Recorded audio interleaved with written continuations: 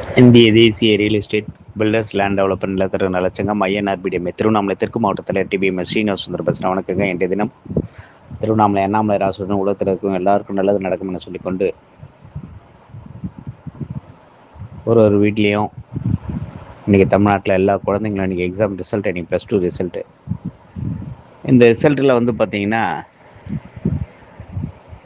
எதிர்பார்த்த மாதிரி ஒரு சில பேருக்கு மார்க் வரும், எதிர்பார்த்த மாதிரி ஒரு சில பேருக்கு மார்க் வராது.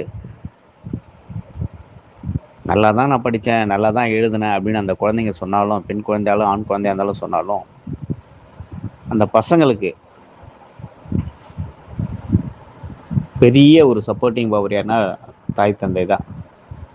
சுற்றி இருக்கவங்க, என்ன நீ மார்க் எடுத்துட்ட, வேஸ்ட்டு, உன்னை படிக்க வச்ச மாதிரி தண்ட கர்மாந்திரன் அப்படின்னு ஒரு வார்த்தை நீங்கள் சொன்னீங்கன்னா கூட, இந்த ஒரு வார்த்தை வாழ்நாள் ஃபுல்லாக அந்த குழந்தைக்கு இருக்கும்.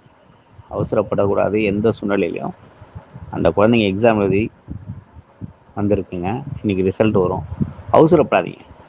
இந்த +2 படிச்சிருக்க அந்த பசங்களுக்கு, பெண் குழந்தாலும் ஆண் குழந்தாலும் அவசரப்படாதீங்க. பெண் பசங்களாக இருந்தாலும் ஆண் பசங்களாக அவசரப்படாமல் திட்டக்கூடாது. மெயினாக எந்த சூழ்நிலையும் உங்கள் கோவத்தை தெளிச்சிடாதீங்க. அந்த கோவம் வந்து பல விபரீதங்களை உண்டு பண்ணிடும். குழந்தைங்க ஒரு சில விஷயத்தில் தன்னைத்தானே எதனா பண்ணிக்குவாங்க, ஒரு ஸ்ட்ரெஸ் ஆகிடுங்க, மனநிலையெல்லாம் ரொம்ப வேறு லெவலெல்லாம் கொண்டு போய்ட்றோம் குழந்தைங்களுக்கு. அதனால் வந்து எந்த சூழ்நிலையிலையும் குழந்தைங்கள நீங்கள் திட்டாதீங்க. என்னம்மா மார்க்கு கம்மியாக திட்டி, அப்பா இருக்கிறான் வா, நான் இருக்கேன் வாம்மா, அடுத்த எக்ஸாம் எழுதி பெருசாக பாஸ் பண்ணிங்கன்னா போதும் அப்படி தட்டி கொடுத்தீங்கன்னா, நீங்கள் எதிர்பார்க்காத அளவுக்கு பெரிய மார்க் எடுப்பாங்க. இன்றைக்கெலாம் வந்து அந்த காலத்துலேயும் சரி, எனக்கு தெரிஞ்சு +2ல் ஃபெயில் ஆனவங்களாம் எனக்கு பெரிய ப்ரொஃபஸர் திருவண்ணாமலை ஆர்ட்ஸ் காலேஜில் இருக்காங்க. +2 அவங்க ஃபெயிலு, எனக்கு தெரில. அவங்களாம் வந்து இன்றைக்கி வந்து ஆர்ட்ஸ் காலேஜில் பெரிய ப்ரொஃபஸர். இன்றைக்கி அவங்க அந்த வெறியில் படித்து பாஸ் ஆனவங்க தான் அவங்களாம். எப்பயுமே எந்த சூழ்நிலையிலையும் குழந்தைங்கள திட்டாதீங்க. அவதூறாவோ, நீ தண்ட கர்மாந்திரம், நீ எதுக்கு லாய்க்கு இல்லை, நீ படித்தது வேஸ்ட்டு, அப்பங்க அம்மா அப்பாவுடைய இதெல்லாம் பண்ணிட்டு அப்படின்னா, ஊர் உலகம் உன் பிள்ளைய பற்றியோ இல்லை உன்னை பற்றி சொல்லையா நீ வாழ போகிற? அதெல்லாம் ஒன்றும் கிடையாது. ஊரில் இருக்கிற வந்து உன் பிள்ளை மார்க் கம்மியாச்சுன்னா அவன் சோறு போட போகிறான், உனக்கு இல்லை உன் பிள்ளைக்கு சோறு போட போகிறான். ஊர் உலகம் அப்படி தான். அவனுங்களுக்கு வாயின்றது ரொம்ப அதிகமாக பேசின்னு தான் இருப்பான். அதை பற்றியெல்லாம் கண்டுக்கவே கண்டுக்காது. உன் குடும்பத்தை பார், உன் குழந்தைங்கள பார். நான் பார்த்துக்கலாம்மா, அப்பா இருக்கம்மா, தைரியமாரு, அடுத்த எக்ஸாம் இது மறுபடியும் பாஸ் பண்ணுவோம், நீ உன் மேலே எனக்கு நம்பிக்கை இருக்குமா அப்படின்னு தட்டி கொடுத்து பாரு. அந்த குழந்தை நைட்டு ஃபுல்லாக உட்காந்து படிக்க ஆரம்பிக்கும்.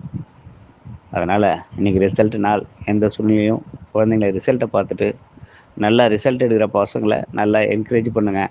ரிசல்ட் எடுக்காத பசங்களையும் பெருசாக என்கரேஜ் பண்ணுங்கள். முக்கியமான விஷயம், ரிசல்ட்டில் பெருசாக வராத பசங்களை தான் அதிகமாக நீங்கள் என்கரேஜ் பண்ணணும். அப்போ தான் அதுங்களுக்கு அடுத்த கட்டத்தில் இதை விட பெருசாக வரணுன்ற ஒரு வெறி வரும் குழந்தைங்களுக்கு. அதனால்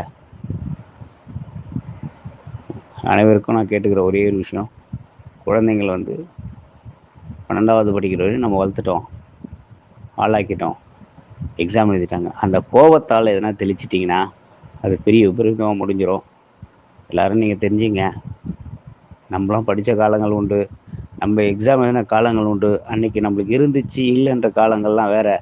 ஆனால் இன்றைக்கி குழந்தைங்கள் இங்கேயும் இருந்து இல்லாமல் இன்றைக்கி எத்தனையோ பேர் ஏழ்மையில் இருக்காங்க.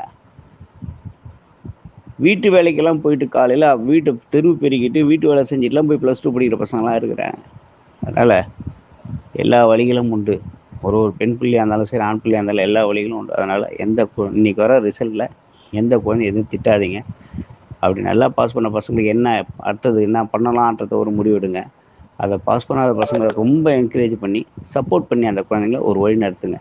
அவசரப்படாதீங்க என்று சொல்லிக்கொண்டு, நமக்கு என்றைக்குமே நம்ம குழந்தைகள் தான்.